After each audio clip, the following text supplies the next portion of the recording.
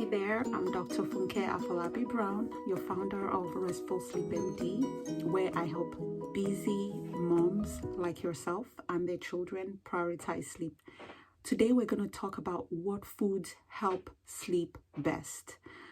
And the answer is none really. Food does impact our sleep significantly. What we eat can impact our sleep, and our sleep also impacts our ability to metabolize food. So yes, there is some relationship.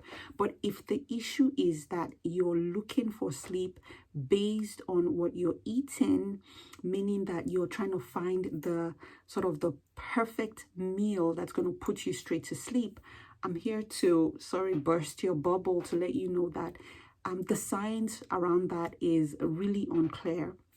There are some foods that contain, say for instance, tryptophan, which is a substance that's produced that can help us with sleep.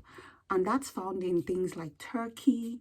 And so what you'll note is people talk about, eating tons of turkey before bed, or eating a lot of like almonds or warm milk or some other, or kiwi or some tart cherry or something or the other. There's lots and lots of things you'll find online that tend to say, yes, if you eat a combination of these foods, you're going to put yourself to sleep.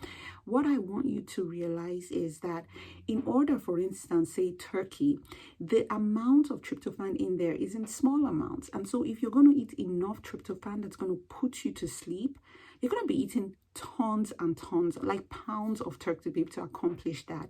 And since we know that eating right before bed can disrupt your sleep significantly, it can exacerbate reflux, it can make you so uncomfortable, then you're essentially losing that benefit. So my suggestion, instead of trying to find a specific food that's going to put you to sleep, is to see what's going on with your sleep and why do you need a specific food to fall asleep. Are there certain habits that you're engaging in which you're hoping that, the right food will kind of negate that habit? Then, I would suggest really addressing that and seeing how we can change that habit and switch it to a positive one. The other way by which foods can affect our sleep, I mentioned a little bit a few seconds ago, is that reflux. When you eat anywhere from 2 to 3 hours before bedtime, the likelihood of having reflux, which can then affect your sleep a lot, is much higher. And if you do have reflux, then at bedtime you want to avoid certain foods. You want to avoid foods that are spicy. You want to avoid foods that are very oily or fatty. You want to avoid things that may contain a lot of tomato sauce, so like a lot of pizza or spaghetti or pasta sauce and things like that. All those can actually make reflux worse. And so if you're going to eat them, sure, please do eat them, but have them much earlier in the day. So those are some considerations. Another thing that that can affect our sleep, which we sometimes don't realize, is caffeine containing foods, caffeine containing beverages. So our coffee, our soda, our iced tea, those things, chocolate, especially like dark chocolate, while it has this calming connotation to it, it does contain some caffeine. And so if you're someone who's really sensitive to caffeine, you may want to limit that and have it earlier in the day. The way caffeine impacts our sleep is that it blocks a receptor in our brain, which also helps us with sleep. So it blocks these adenosine receptors in our brain, and adenosine is responsible for making us sleepy. That cannot accumulate over the course of the day. So when caffeine is present, your brain doesn't even realize that you're sleepy. So it gives you that feeling of alertness. But the good thing about caffeine is, yes, it can help you to stay alert, especially if you need just that really little extra. But it stays it's really, really effective. It stays in your body for a long time. And the half-life is anywhere from 6 to 8 hours. So what that really means in layman's terms is, if you had a cup of coffee, for instance, at about 3 p.m. during the day, and you want to go to sleep, at about 9 p.m., only half or 50% of that coffee is eliminated, you still have another 50% that you're going to have to work through. And the way that can affect your sleep, one is it can make it hard for you to fall asleep, where you just may feel a little bit more pepped up, or it can affect the quality of sleep.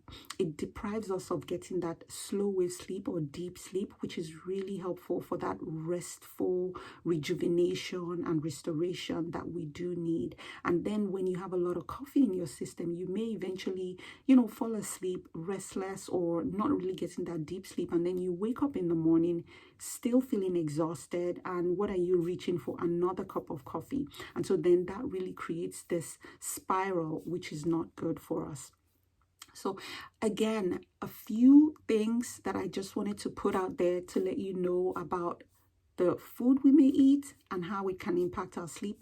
I would say focus more on prioritizing sleep, developing healthy sleep habits, checking yourself to see if there are things that you're doing that could be impacting your sleep. Are you drinking coffee late? Are you eating late in the evening? Regardless of how healthy that meal is, if it's heavy and it's late in the evening, it's more likely to disrupt your sleep.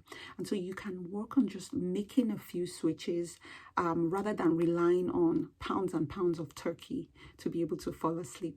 So I hope this has been helpful. If it has, I would love it if you like this video, share it with those in your circle, and definitely comment in to let me know what are your go-to foods that help you sleep. I'd be interested in knowing.